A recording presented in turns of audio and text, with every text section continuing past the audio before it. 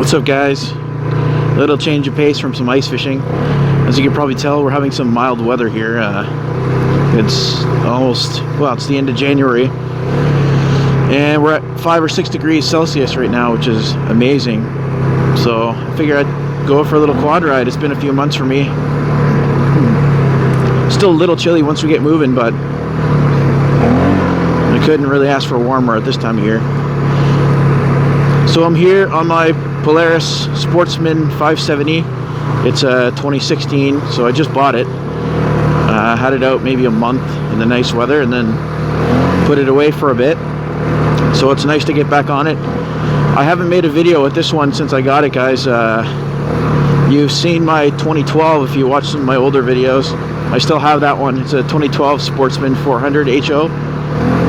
That one has a plow on it right now, which was a little bit of a mistake because it's a carbureted model. This one works way better in the cold, but I haven't changed it over, so it'll stay like that for this winter, and it's been working okay. I actually wanted to take that one for a ride because it's good to get the carbureted model going. Keep some fresh fuel in it and whatnot, but it has the plow on it. It's too much work to take it off, and I don't want to go for a ride with the plow on it. So here we are. Excuse to take the new guy out. So this is like pretty much glare ice right now, and I'm in just two-wheel drive. See, I might have to switch it over at some point.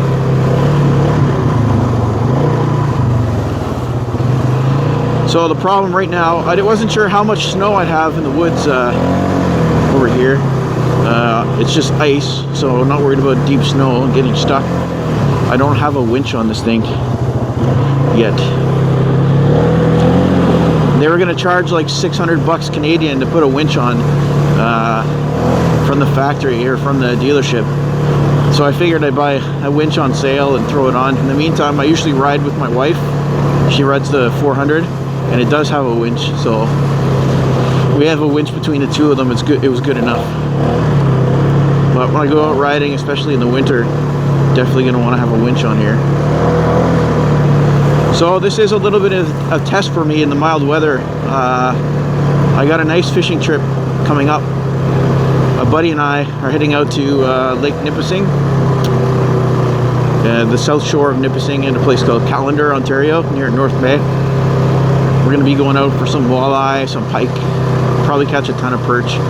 There's also some cool fish. I haven't caught a ling yet, and it's like the ugliest fish on the planet if you ask me. And I've seen some guys pulling some ling out of that lake.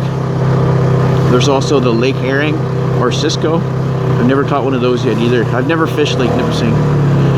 So we're going out on a Friday night, so the first weekend of February, headed out on the Friday the 3rd. We're staying overnight in the it's an overnight, they call it the ice condo. So we'll be overnight there for the Friday night, fish all day Saturday, overnight Saturday, fish Sunday morning, and then take off around noon on the Sunday. So needless to say, I'm looking forward to that. My buddy, he's not a big fisherman or anything, so, but he's looking forward to it. We'll have a good time. I don't know how the sound is with my mask flipped up like this, but I'm getting fogged up quite a bit. It's over here.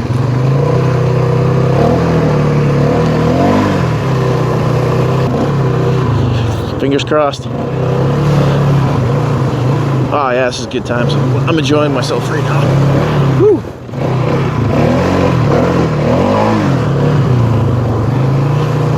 So anyways, like I say, a test run. I'm thinking of bringing the quads, ice fishing on Nipissing. By then, the ice should be more than good enough. We had some mild weather, but before then, I was reading that like 16 inches of ice, which is awesome. And right before the weekend, we're supposed to have some pretty cool weather. So I'm expecting these things will be pretty useful. So what we can do, it's a giant hut, right? So 4 bunks, it's a 4-man overnight hut. And it's just the two of us fishing. So we'll have it pretty cozy in there. But what I'm expecting to do is fish the hut kind of early morning and late evening, nice and comfy, and then maybe move around during the afternoon, get the a flasher out and try to find some fish elsewhere. That's the other big news, is I am soon about to pull the trigger on a Humminbird Ice 45 flasher. Seems to be a pretty good value and a full featured flasher, and that's the one I've kind of chosen anyways at this point. So that's going to help me out a lot on my ice fishing adventures. I'll have it before the Nipissing trip for sure, and then when I get back to Bay Quinte area, I'll start using it on the bay. So I'm pretty excited about that. This is where I want to be. So if you guys have watched my my Dual Sport Paradise series, switch this in a wheel drive for this hill. If you guys have watched that series, you'll maybe remember this spot. This is where I almost caused that mountain biker to crash. Nice. This is Glare Ice, guys, and it's a steep hill right here. Excellent. And then we got a quarry coming up here, so you might recognize it. If you haven't seen that series, guys, it's pretty cool. Check it out. Yeah, it's just nice. I've never been up here in the winter. It doesn't look like winter, especially not a Canadian winter, but we've been fortunate with some nice weather. Unless you're an ice fisherman, then we've been plagued with the nice weather. Geez, I wonder, I've seen some minnows and stuff, some small fish even in this water. It'd be pretty cool to try that in the winter, just to see, right? You never know what you'd find.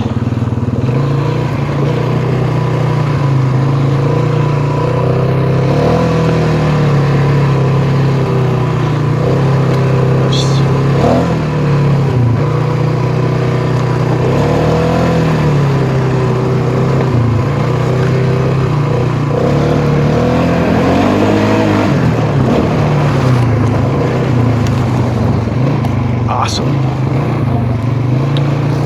Great stuff. So I have to say, guys, this machine is still considered an entry-level model, and what a value, especially if you're used to riding some of the older even like early 2000 machines. Day and night difference in comfort, ride quality, power. For a 570 for such a cheap price, this thing's got some balls. I'm able to do some throttle wheelies on this in the right conditions. Some people walking over there, which is, I did not expect that for what I paid for this machine. Just a little tiny bit over the price of $450. We got the 570. Steep hill here. Yeah.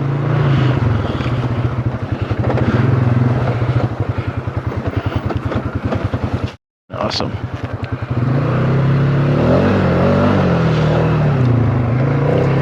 Yeah, what a value, guys. I have two Polaris machines.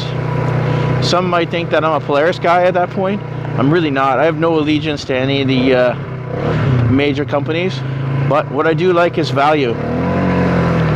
And I found this machine to be the best value on the market when I purchased it this year, so rather last year, I suppose, in 2016.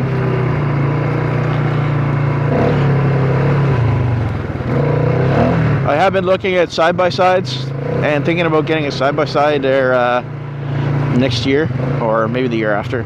Depends on how things are going. Can-Am seems to be winning me over.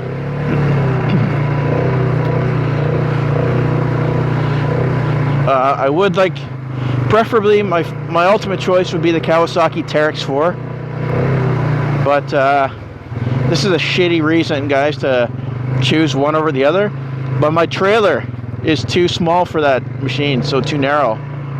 The Can-Am Commander, Can-Am Commander. I'm gonna say Commander. That one just fits. So, and to be honest, they're pretty on par with each other. I do like the Kawasaki a bit more, but I'd be perfectly happy with the Can-Am. Anyways, that's a pipe dream for now. A little bit down the road. I've also really been considering a boat lately, and a few boats have caught my attention, but not even really considering it at this point. I'm thinking maybe in the summer, but likely next summer I'll be looking for one of the two.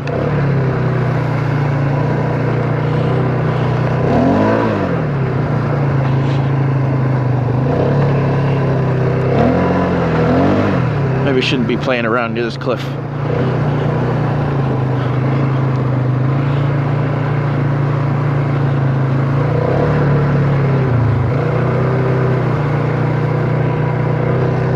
It's really cool.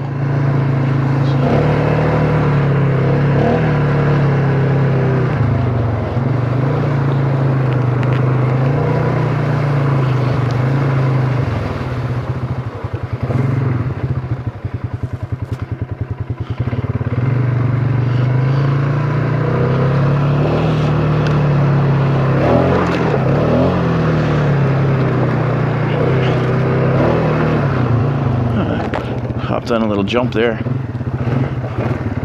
Now this one is steep. I'll line it up for it. I'll head down there. Just want to make sure to take a head on, that's all. Been down here before.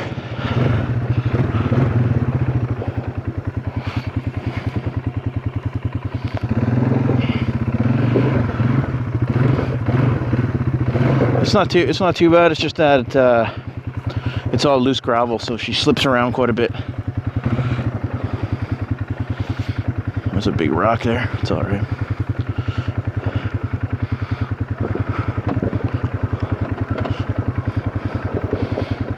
It seems to be firmed up a little bit for the winter.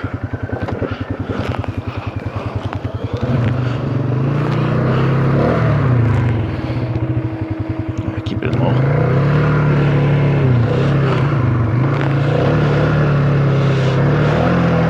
Yeah, guys, so this is a cool ride, even on a quad, but I had a lot of fun with my my KLR 650 out here, driving it through the water and whatnot.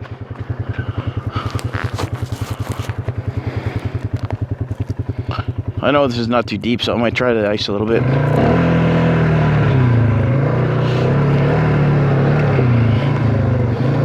I'm not too concerned if she breaks through a little bit, right?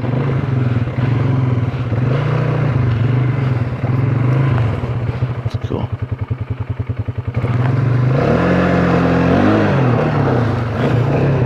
It's awesome. That can't be very thick, man. It's like 6 degrees, and it's super super shallow here. So if I went by those weeds, I'd break right through for sure. No, I can't remember exactly how deep it is. I'm not gonna venture out too far on it. It's good though. So here's my theory, guys. I never had a machine out on the ice before.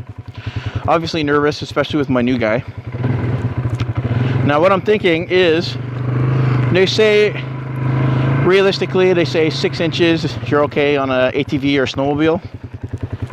And like 3 or 4 kind of deal for safe ice to walk on and be on without a machine. I'm thinking if I got a machine that weighs about 700 pounds, well, I have to check on the numbers, but I think it's roughly that. I spread that out over 4 low pressure tires. That has to count for something, right? So we got to be talking a couple 100 pounds per tire per se, spread out over 3 or 4 feet. I'm not planning on going on ice, under 6 inches, but I'm just saying if I'm out on 6 inches, that's my justification of how I'm going to feel a little bit more comfortable. I'm not a scientist by any means. If you guys are smarter than me, which I'm sure many, if not most of you are, let me know what you guys think about that. I'm just kind of doing a loop here.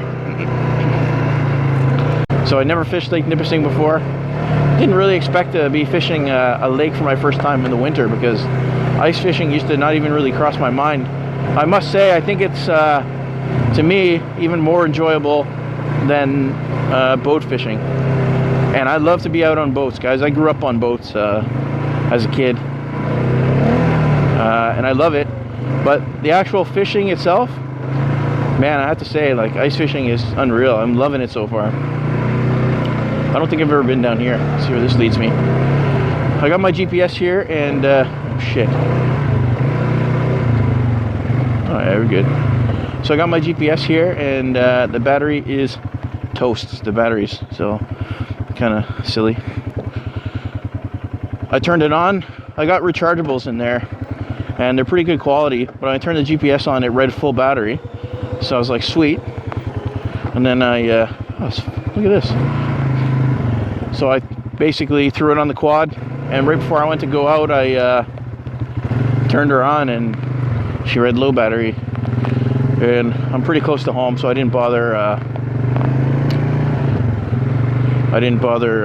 changing the batteries. I got my phone if need be. This is awesome. This is the high school here. I know where we are exactly. Nice. I think there's fishing. Oh shit. I almost threw myself off the quad because I forgot I was in low gear. So I haven't talked to you guys about this yet. I like guns. Canadians like guns too. So I'm going to be honest, guys. Directionally, I am retarded. Holy shit. She's steep.